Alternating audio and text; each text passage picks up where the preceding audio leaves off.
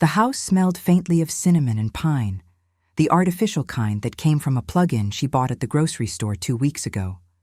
She had lit the vanilla candle on the table anyway, out of habit. It was Christmas morning, and she had been up since 6, not out of excitement, but routine. She slipped into her nicest sweater, a deep burgundy one with pearl buttons she saved for holidays, and brushed her thinning hair back with care. The cookies had been baked the night before. Sugar, gingerbread, and a batch of chocolate chip, just for the kids. She set them out neatly beside the mugs of cocoa she warmed on the stove, one for each of them, just the way she always had. The house was quiet. Too quiet. The kind of quiet that presses on your ribs. The tree stood in the corner, lights blinking, dutifully, tinsel shimmering in the soft morning light. Underneath it were 3 carefully wrapped presents, toys she guessed her grandkids might like, based on what little she'd heard that year. A puzzle, a set of watercolor paints, a plush dinosaur with a Santa hat. She kept glancing at the clock, expecting the creak of footsteps, a knock at the door, the sound of laughter or a burst of cold air as someone shouted, "Merry Christmas," from the porch. But nothing came. Her phone sat on the armrest beside her, fully charged, volume on. No messages, no missed calls. Just the wallpaper she hadn't changed in years, a photo of her son holding his firstborn, both of them laughing, both of them once hers. As the hours slipped by, her hope grew brittle. She poured out the cocoa. The whipped cream melted into nothing. The cookies hardened. Still, she sat, waiting. Waiting not just for their arrival, but for any sign that she still mattered. By evening, she stopped checking the window. She heated a can of chicken noodle soup, the kind she used to save for snowstorms, and ate it on the couch under an old crocheted blanket. The TV flickered quietly with some Hallmark movie she'd seen a dozen times. It wasn't the noise. It was something to keep the silence from swallowing her whole. Out of instinct, she opened her phone. Maybe there had been an emergency. Maybe something had happened. But the truth hit with the brightness of a screen that wasn't blank at all. Her son's social media post lit up her feed. Him, his wife, and their children at a snowy ski resort. Matching red sweaters, the very ones she had knitted last year, mailed with a note that read, "A little love to keep you warm." They were all wearing them, grinning wide, holding hot cocoa with snow-dusted cheeks. She stared, her hand frozen mid-scroll. She wasn't tagged. There had been no invitation. Not even a message to say they wouldn't be coming. She lowered the phone and looked around the room, the tree, the untouched gifts, the flickering candle nearly spent. The ache in her chest wasn't sharp. It was dull, aching, the kind that has lingered too long to cry about. Her home was a museum of a mother's effort, decorated, prepared, waiting. And yet, she'd become invisible. I was the ghost haunting my own family, and they never even noticed. She hadn't always been alone. In fact, most of her life had been spent making sure no one else ever had to be. When her husband passed suddenly, one icy morning, a heart attack that came without warning, she didn't have time to collapse. Their son was only 9. There were bills, appointments, lunches to pack. She cried quietly in the bathroom with the water running and smiled bravely in the kitchen before pouring orange juice. There wasn't space for grief, only for survival. And survive she did, working late nights as a receptionist at a dental office where no one remembered her name, and early mornings at a laundromat folding strangers' clothes while her back ached and her feet throbbed in worn-out shoes, all so he could stay in school. So he could dream while she carried the weight of keeping those dreams alive. She cheered the loudest at every recital, clapping until her palms stung. She made Halloween costumes from scratch when money ran tight, hosted every Thanksgiving, every Christmas, every birthday. The kind of holidays with place cards and pies from scratch, where traditions lived in every ornament, and her son never noticed how tired she looked over the turkey. She was there through every heartbreak, every new job, every move. When he got married, she smiled through the sting, told herself it was okay to be replaced, that it was just the way life worked. And when they wanted to buy their first house, she didn't hesitate. She handed over most of her savings for the down payment, just until things are stable, he'd said. She moved into the guest room without complaint. She told herself she was lucky to be close. That proximity was love. That being near them meant she was still part of something. When her daughter-in-law's mother fell ill, it was her who took her in. For nearly a year, she cooked special meals, cleaned up after hospital visits, sat beside her in the quiet hours, held her hand when she was scared. No one ever asked if it was too much. She never said it was. That's what family was for, she reminded herself, even as her knees gave out under the weight of another night spent on the pull-out couch. When the grandbabies arrived, she retired early. She had planned to travel, maybe take art classes at the community center. But they needed help, and she was the obvious solution. She dropped everything to become the babysitter who asked for nothing. No pay, no breaks, just the soft, warm feeling of being needed again. She wiped tears and noses, read bedtime stories, packed lunches, and soothed tantrums, often staying late into the evening so her son and his wife could have just a little time for themselves. She didn't ask for credit or thanks. She told herself that this was love, that real love was quiet, unconditional, enduring. But love, she learned too late, isn't always reciprocal. It isn't always safe. And sometimes it becomes a transaction, where one side keeps taking until there's nothing left.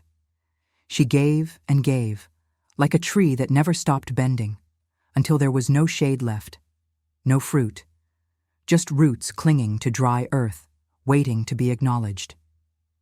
She didn't mind being the background, the helper, the dependable one, not at first. But it chipped away slowly, the way silence does. The way being overlooked turns from a moment into a pattern, into a story everyone else tells without you. They took everything she offered, her time, her money, her health, her years, and never once looked back to ask what it cost. She remembered too clearly the time she overheard her daughter-in-law joke, "She's always just there. It's like having staff that doesn't charge." They all laughed. She had smiled along, pretending not to hear, pretending not to hurt. She had been the one constant, the safety net, the hands holding everything together, and yet they had built their lives as if she were disposable. Like a coat hook by the door necessary until it wasn't. Every piece of me I gave to them. And they spent it like pocket change. It started with a phone call, short, rehearsed, and far too polite. Her son's voice, once so full of boyish warmth, now carried the crisp edge of someone delivering news they didn't want discussed. "Hey, Mom? So this year we're thinking of keeping Christmas really small. Just the four of us. A little family getaway, nothing fancy." He spoke quickly, like if he said it fast enough, it wouldn't hurt.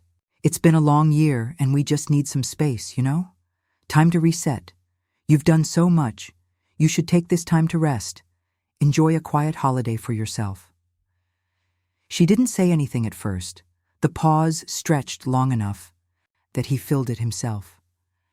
"We'll FaceTime, okay? The kids can open your presents on camera." Then he said he'd call again soon. He didn't. Not until well after New Year's. She hung up and sat in her kitchen for a long time, the phone still in her hand.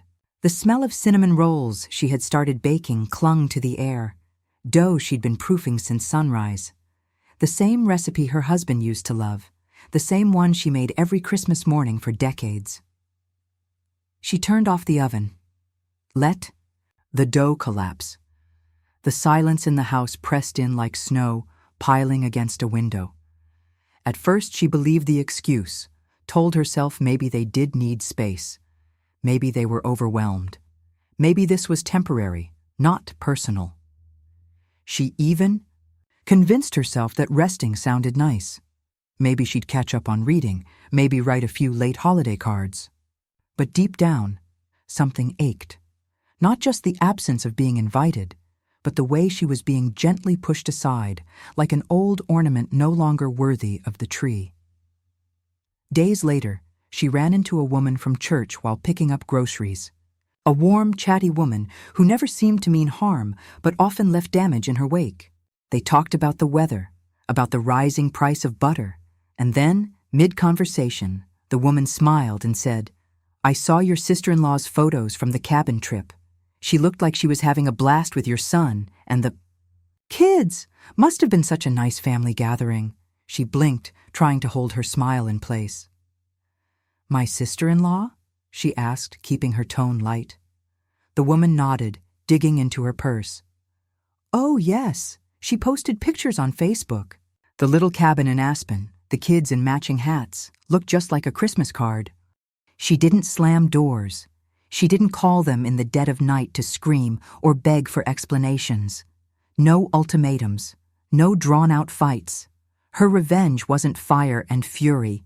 It was precision, measured, intentional, because she had learned that you don't win by shouting louder.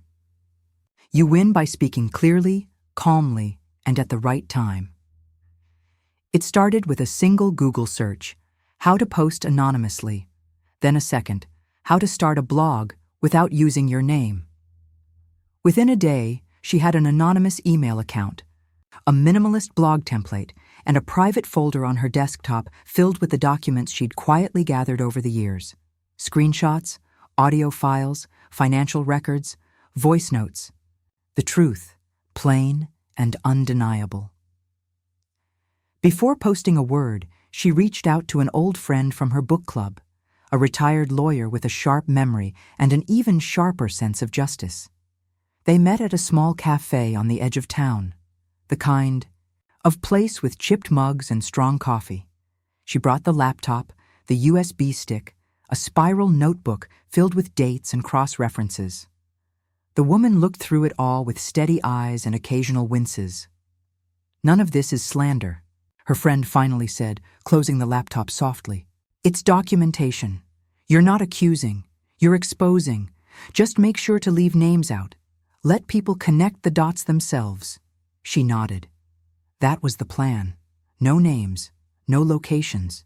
Just stories, hers, paired with evidence that couldn't be dismissed. The truth was its own weapon. And in a world obsessed with curated lives and spotless social media feeds, the truth had teeth. Each night, she sat at her desk with a cup of chamomile tea, crafting each post like she was writing a letter to the woman she used to be. She didn't embellish, didn't dramatize, just told it straight. How she raised a boy after burying her husband, how she gave up vacations and dreams and savings to build a future for him, how that future was used to exclude her, how she became the ghost in her own family, and then how she found the files, the words, the proof that she was never crazy, never overbearing, never the problem, just inconvenient. She paired the post about Christmas morning with a photo of the sweaters she had knitted, now seen. In online vacation albums she had never been shown. She followed it with a transcript of the fight, her son's voice calling her a leech. Then, slowly, one after another, came the legal files. The will they said never existed, the questionable tax documents, the vacation receipts labeled business, no embellishment, just dates, facts, quotes in their own words. She scheduled the posts over 2 weeks, each one dropped into the world like a steady heartbeat. Then, for good measure, she created accounts on platforms she knew they used, not under her name, but ones that friends of theirs would follow. She didn't ask people to care. She didn't ask them to choose sides. She just let the truth live in the same digital airspace where the lies once thrived. The ripple started quietly. The first post garnered only a few views, then a few shares, Then someone commented, "This sounds a lot like someone I know." The second post was picked up by a parenting forum. The third, the audio, got posted on a finance accountability blog. A week later, one of her daughter-in-law's co-workers resigned from their shared business venture. A neighbor stopped waving. A family friend untagged a photo. She said nothing, responded to no speculation. She simply posted, then logged off. Then went back to her book, her garden, her life. They had built a house of lies, polished, bright, perfect on the outside, and all she did was light a single match, a match made of truth, of quiet memory, of all the things they thought she had forgotten. She didn't need to raise her voice to win. She only needed them to hear their own words, out loud and in the light. It happened slowly at first, the way a crack creeps through glass, small and quiet before it shatters the whole pane. One post caught traction, just one. A story she had written late one night with trembling fingers and a calm, steady voice. The one about her grandson's school play, how she'd sat waiting for an invitation. That never came. How she watched the pictures go up online with her hand still resting on the untouched wrapping paper meant for him. She hadn't named names, hadn't pointed fingers. But the photo, blurred, cropped, was recognizable to those who needed to see it. The caption: "Love doesn't always look like presence, but absence can speak louder than love ever does."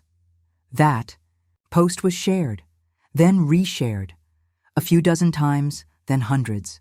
A parenting blog featured it, a women's empowerment group reposted it, and suddenly, people were listening. Her anonymous voice became a mirror, not just for her pain, but for thousands of others who had quietly been erased in their own families. The next post, the audio of her son's voice calling her a leech, dismissing her as nothing more than a wallet, made it undeniable. The comments exploded. "My God, the cruelty. I heard the same thing from my son. She gave him everything. How dare they?" The internet can be cruel, but it can also be just. And justice, finally, was beginning to crack through the polished image they had built. Her daughter-in-law's company was the first to feel it. A boutique PR firm built on authenticity and female empowerment. One client dropped within 3 days of the audio going viral. 2 more followed. A well-known influencer posted, "If you treat your family like this, I don't care how good your brand looks." The silence from her daughter-in-law's business page was deafening. Then came her son.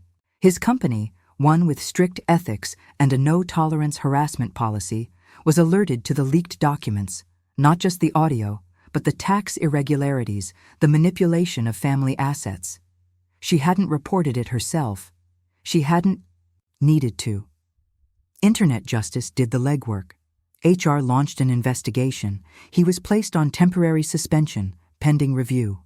His name, once so pristine on LinkedIn, now floated beside headlines like "Alleged Financial Abuse" and "Viral Family Whistleblower Story."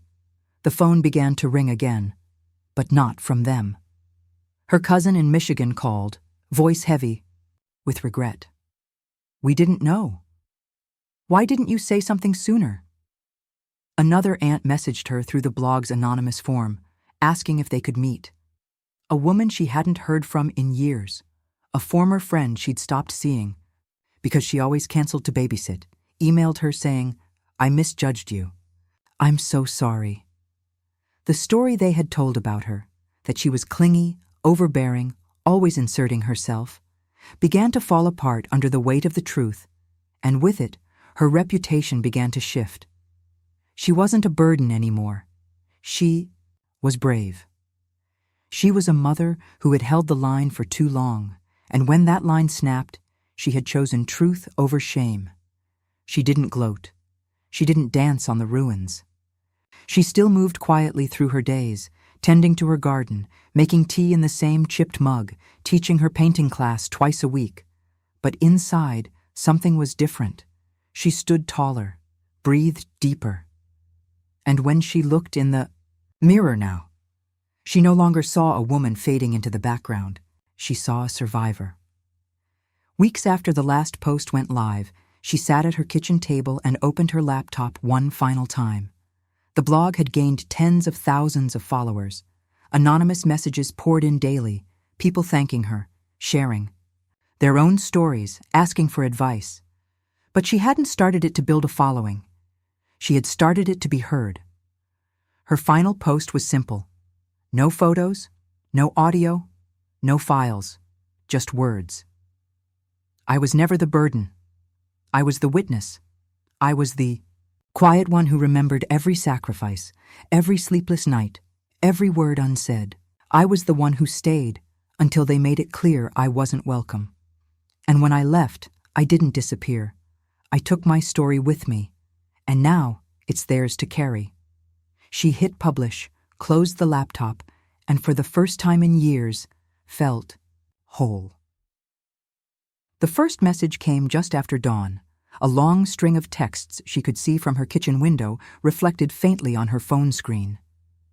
Her son's number, still saved under My Boy, filled the preview pane with pleading fragments. Mom, please, can we talk? You're ruining everything. He begged her to take down the blog, to delete the posts, to make this right. As if the truth was a mistake she had carelessly unleashed. As if the humiliation they were now feeling could somehow match the quiet erosion she had lived with for years. She didn't reply. She simply blocked the number, not out of malice, but self-preservation, the kind she had waited too long to choose. Later, that day, an email arrived.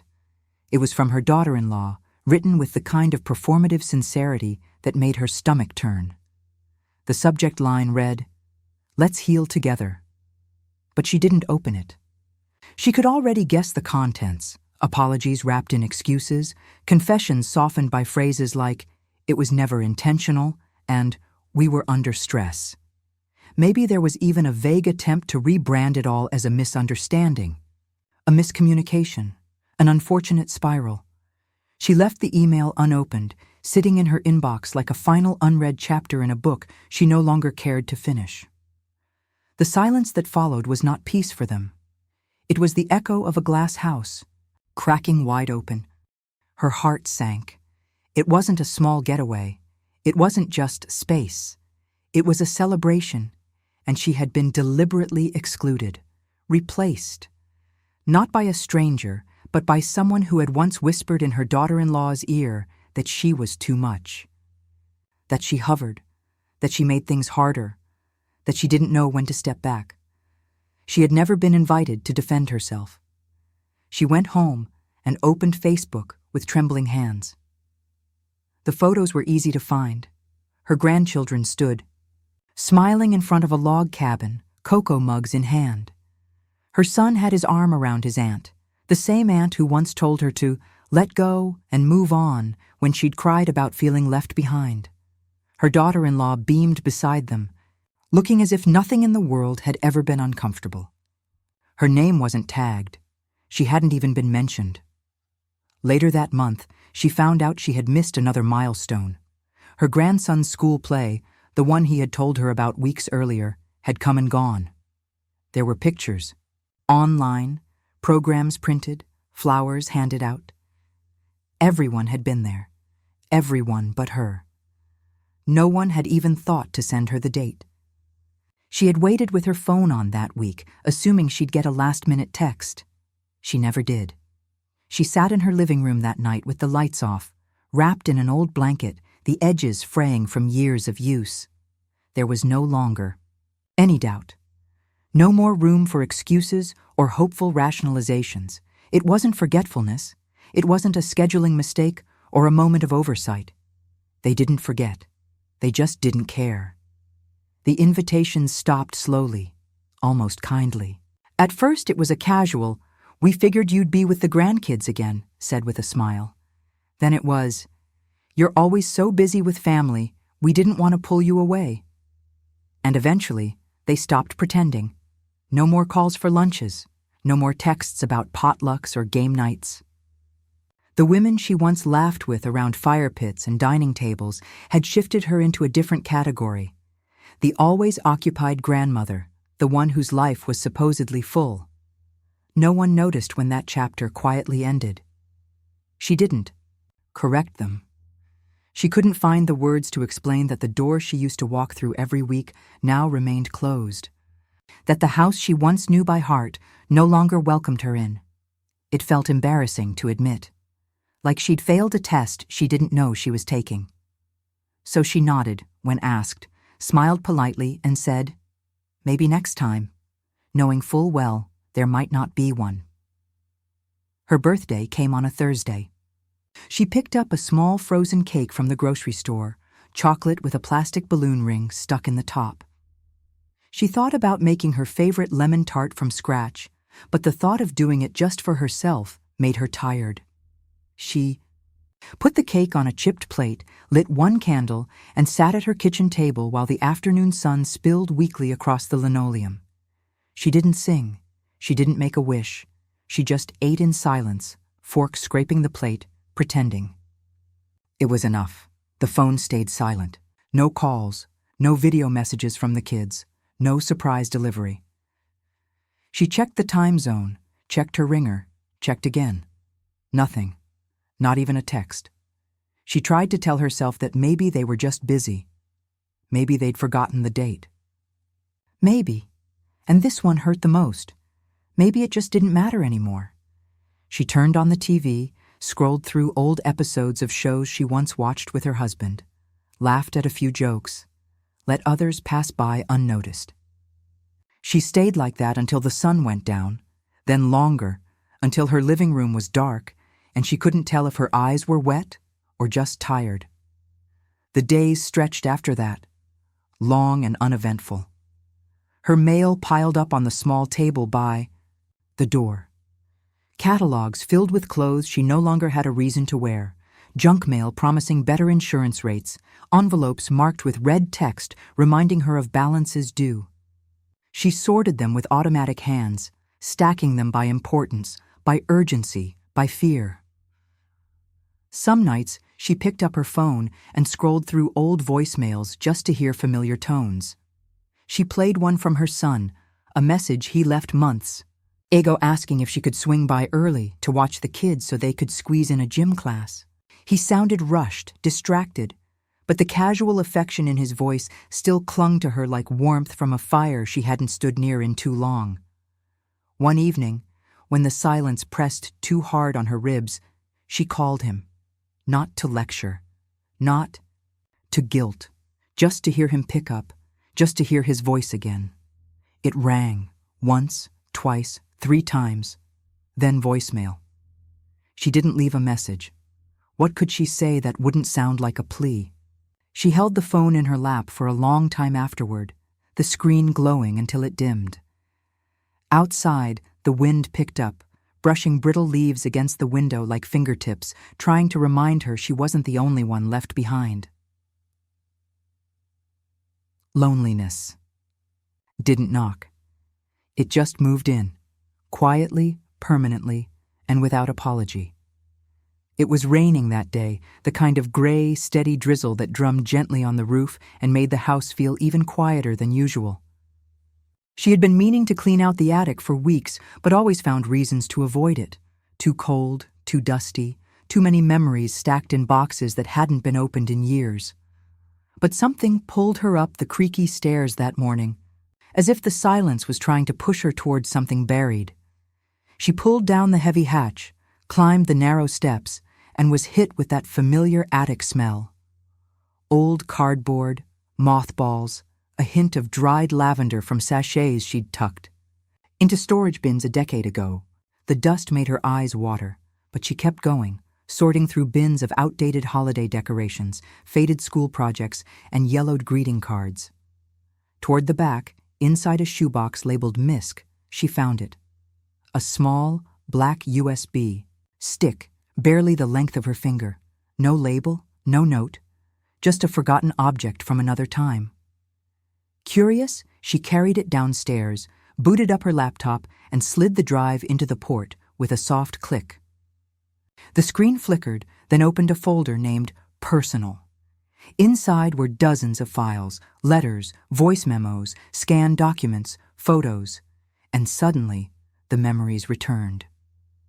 Years ago, her daughter-in-law had asked for her help organizing digital documents, something about streamlining family files. She remembered downloading everything onto a drive while the kids napped. "Can you keep a copy, just in case?"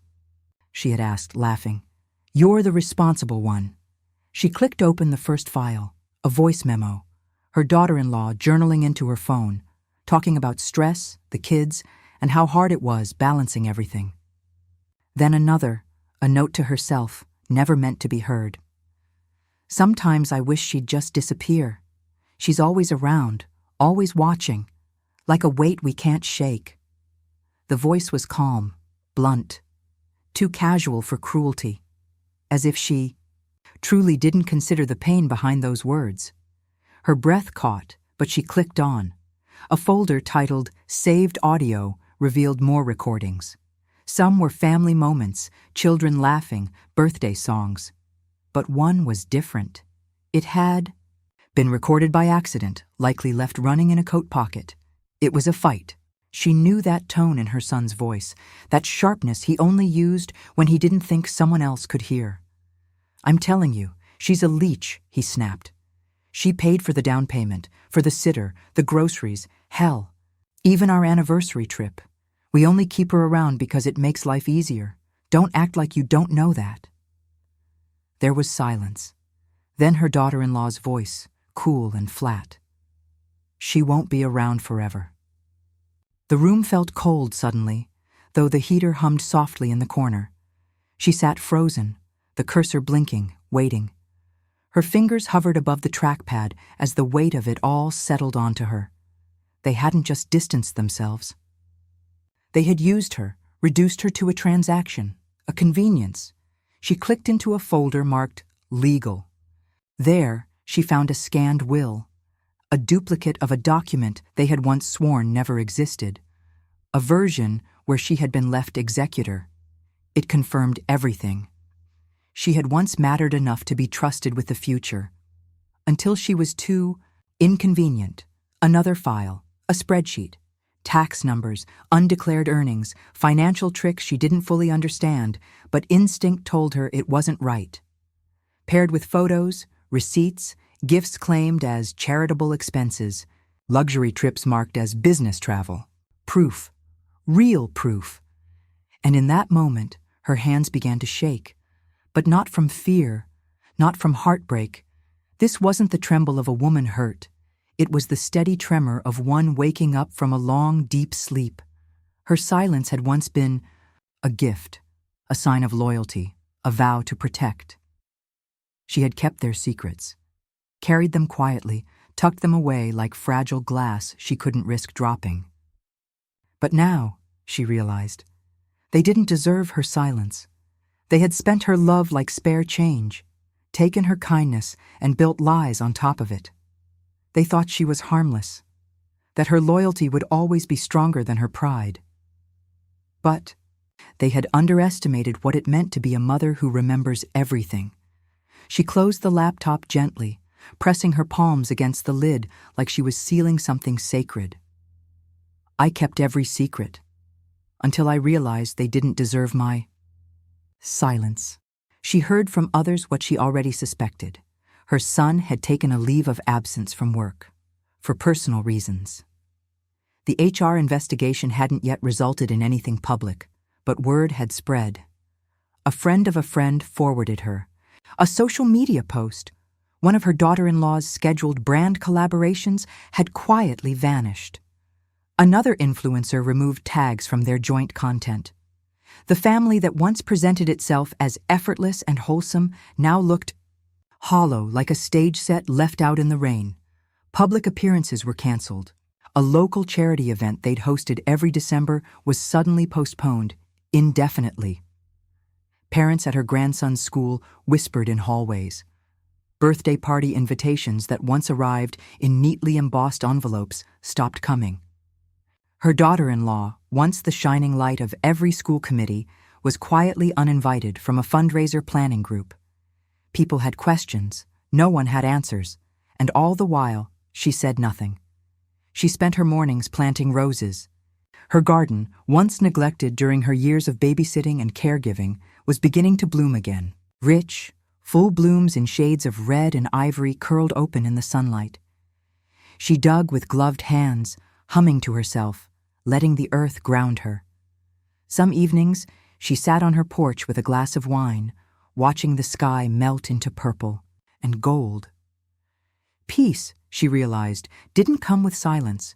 It came with being heard, and then choosing what you let in afterward. The neighbors didn't avoid her anymore. In fact, a few stopped to chat. One left a small gift on her porch, a lavender candle, and a card that said, "I read your story. You're stronger than they ever gave you credit for." Another sent her a message through the blog's inbox, confessing they had once believed the narrative her family pushed, that she was clingy, dramatic, a woman who couldn't let go. "I see it differently now," the message said. "You didn't want control. You wanted connection." Her reputation had changed, not because she defended herself loudly, but because she finally stopped defending them. She hadn't destroyed their world. They had built it on fault lines. All she had done was tell the truth, their truth, in their words, with their actions, and let the rest unfold naturally. She didn't check their profiles anymore. She didn't read the comments. She didn't care if they issued statements or posted vague quotes about growth and forgiveness. That story wasn't hers anymore. She had left it behind in the attic, with the dust and the silence and the hope that one day they would see her for what she was. They had cast her out of their lives so easily, with curated smiles and quiet deletions. They wanted a clean narrative, one where she faded into the background while they flourished under the illusion of gratitude and goodness. But she had rewritten the ending. She didn't scream. She didn't beg. She simply planted roses, sipped wine, and reclaimed her voice. They didn't want me in their lives until I rewrote the narrative. The first time she read her writing aloud, her hands trembled. Not from fear, but from release. The small community library's meeting room smelled of old books and peppermint tea. Folding chairs were arranged in a circle, filled with women of all ages, their eyes soft, their silence generous. She stood near the whiteboard, holding her notebook, the pages creased from reading and rereading alone in her kitchen. It wasn't a dramatic piece, just a short poem she'd written after planting her first row of roses. It spoke of empty chairs at full tables, of knitted sweaters left unacknowledged, of how love, given too long without being returned, turns into something heavy. Her voice wavered on the first few lines, then steadied like breath after a long cry. When she finished, no one clapped, not out of rudeness, but because clapping would have broken something sacred. Instead, one woman reached out and gently touched her arm. Another whispered, "That was mine too." She joined the group the following week and every week after. They shared essays, half-finished memoirs, fractured fairy tales, and things too personal to call fiction. These women, mothers, widows, divorcees, survivors, carried stories heavy with silence.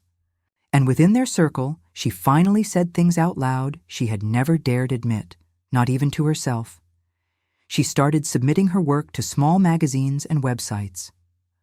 One day, a reply landed in her inbox. "We'd love to publish your piece." The poem was about how her house used to smell like cinnamon and wet mittens during the holidays, and how it stopped. When it went live, she received emails from women across the country. "Thank you," they wrote. "I thought I was the only one." One woman said, "You put words to something I've been trying to explain to my therapist for months." Another simply wrote, "You gave me back my voice." She cried after reading those messages, not because she was sad, but because she was seen. A few months later, she booked a flight. Just one seat, one bag, no itinerary. It was her first vacation since her honeymoon, and she felt reckless and childlike as she clicked confirm. She chose a coastal town she'd always dreamed of visiting, somewhere with cobblestone streets and cafes with outdoor seating. She stayed in a small inn where the bed had lavender-scented sheets and breakfast was served in a sunlit courtyard. She wandered aimlessly for days, laughed with strangers over wine, took photos of doors, birds, and bread baskets. She wrote in her notebook under lemon trees and didn't once feel the need to check her phone. No one called. No one asked when she was coming back. And for once, that wasn't painful. It was permission to be present, to be her own. On her last night, she watched the sun set over the ocean, the sky softening into rose and gold.